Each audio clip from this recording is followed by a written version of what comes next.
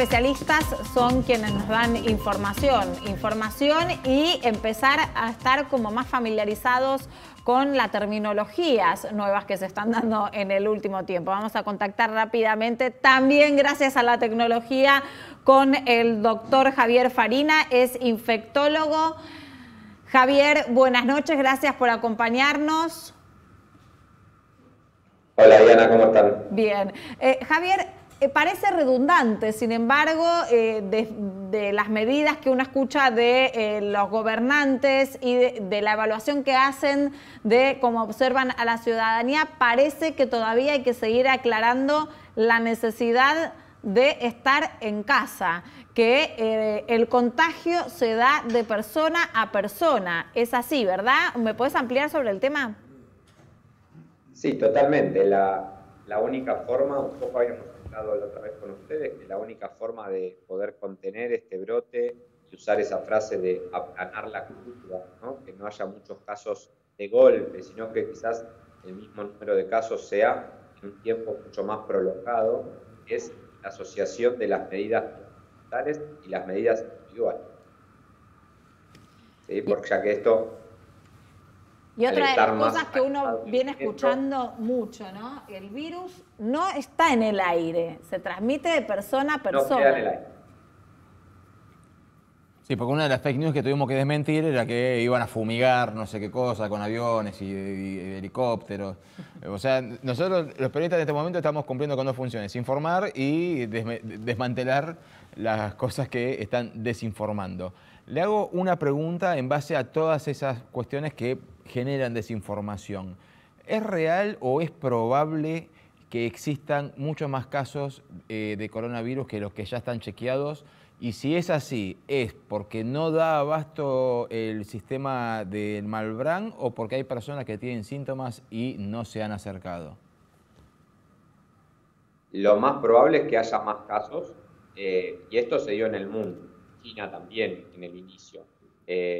Tengan en cuenta que hay mucha gente, al margen de la amplia difusión que hacen ustedes los medios o nosotros profesionales de la salud, de identificar los síntomas, hay mucha gente que con síntomas leves no consulta, ¿sí? Entonces hay un montón de casos leves, muchos más de los que diagnosticamos.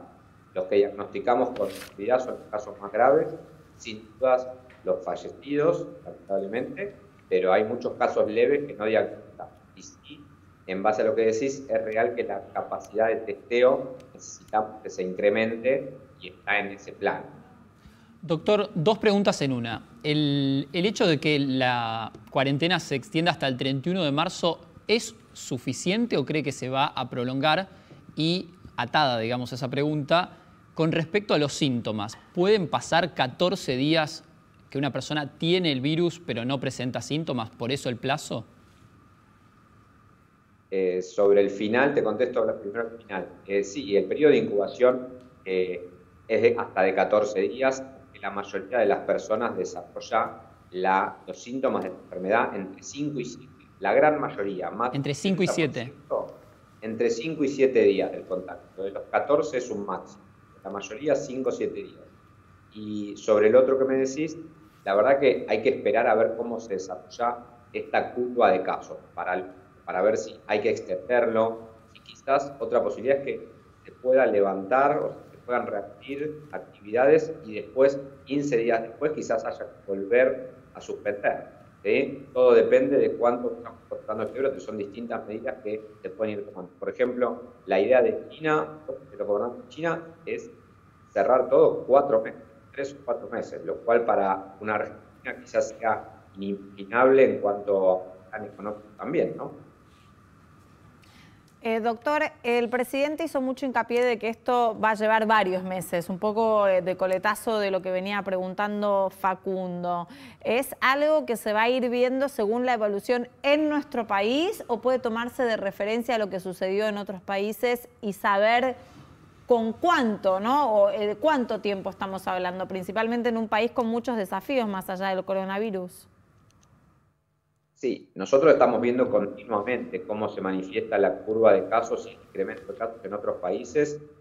Hasta hace una semana, por ejemplo, había países que incluso se estaban con muy pocos casos, con una curva muy aplanada de casos, en comparación a lo que era Italia o España, pero estos últimos 5 días todos mostraron lo mismo, una curva muy exponencial, con un incremento bastante veloz de nuevos casos, y es lo que estamos esperando. Estamos organizando todas las instituciones de salud para, la verdad, que es el peor escenario. Después veremos si con estas medidas logramos frenar, pero estamos planificando para el peor escenario, que sería lo que está pasando en Italia o España. Doctor, hoy se dio a conocer que el crecimiento de Uruguay fue exponencial, ¿no? Pasó de tener 2, 3, 4 casos a 79 de un día para el otro. Y uno se pregunta, en el caso de Argentina, si la tasa de mortalidad que estamos teniendo frente a la cantidad de casos es una tasa alta, aceptable o baja en comparación a lo que ya se ha visto en el mundo. Todavía tenemos pocos casos como para hablar de ese número en nuestra situación. Las tasas de letalidad más bajas las han mostrado Corea y Alemania, que han testeado muchísimo. Corea tiene más de 300.000 testeos realizados, por ejemplo. En Argentina estamos alrededor de los 1.200 el día de hoy.